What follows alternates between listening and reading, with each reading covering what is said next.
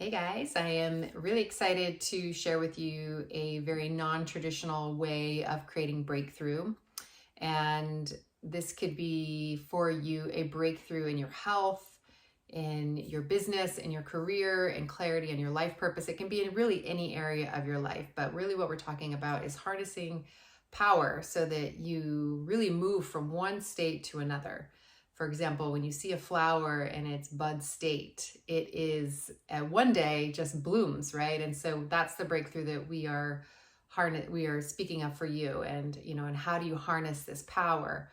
And one of my favorite ways to work with transformation is to work with planetary cycles, work with the Earth's energies, and especially solar eclipses.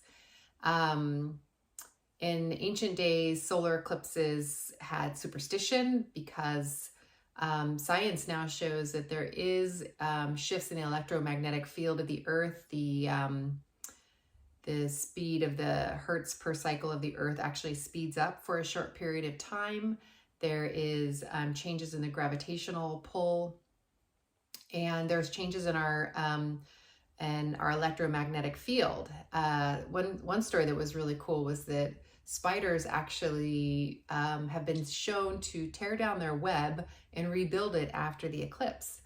And so there's this superstition, and there's this superstition around it. And my direct experience of the eclipse, the last 2017 solar eclipse, I actually did a video about it, was a tremendous spiritual awakening and breakthrough. And the Native Americans speak about this as a potential for healing, a potential for awakening, because there was a unification in the earth, sun, and moon. There's this unity when these planets really symbolize the sun, our consciousness, and the moon, our emotions, and the earth, our body. And so when all of these three aspects of consciousness come together on an eclipse, it's a really powerful activation.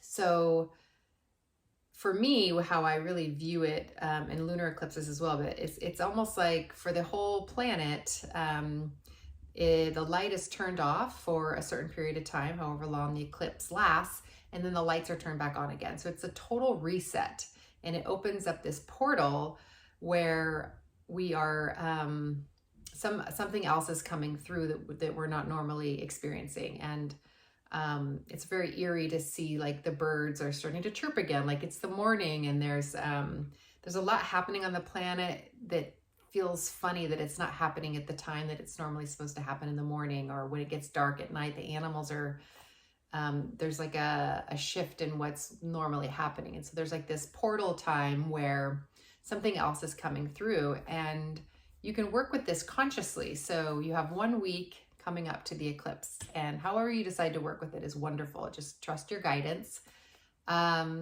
But this eclipse is in Aries, and it's really about new beginnings. So if you can find where Aries is in your birth chart, which house it's in, that will tell you more about the area of your life that this breakthrough is happening.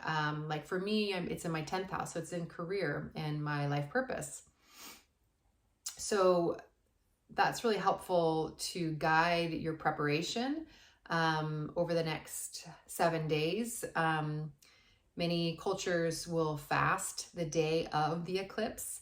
Since there is that shift in electromagnetic frequency, there's an activation of the pineal gland. There's a lot happening biologically, and it's nice to give your system a reset.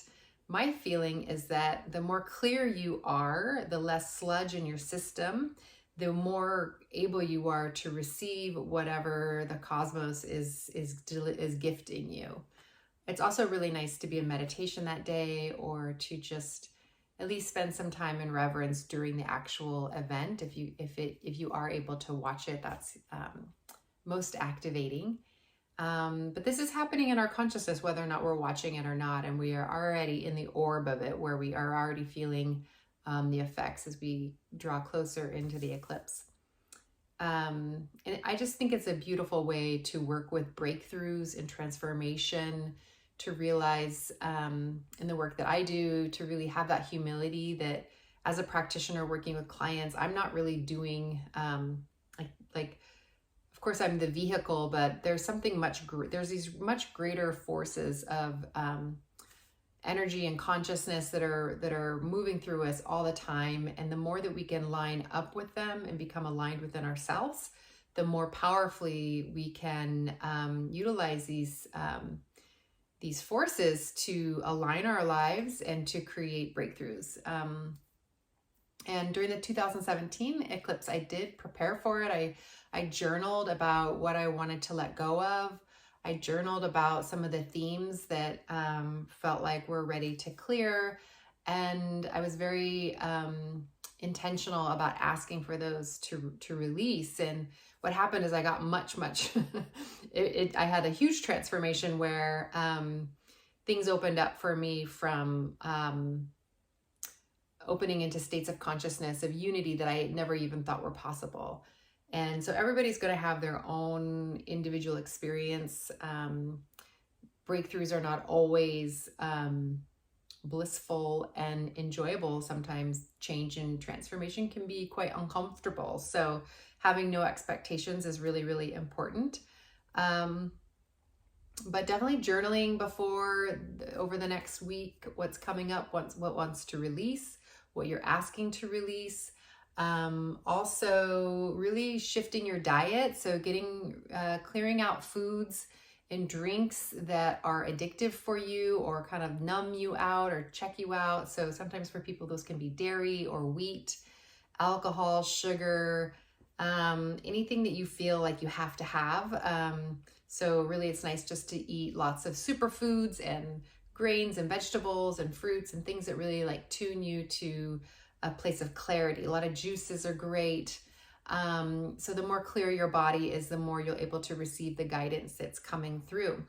So I hope that you are inspired to work with the energy of the eclipse. Go find it in your chart and begin your preparation. And I'll be sending out some other tips on my Instagram, but sending you all my love and wishing you a very graceful, powerful shift to align you more with who you truly are, and that this all ripples out to the planet, creating more peace and harmony and love and unity. So all my love.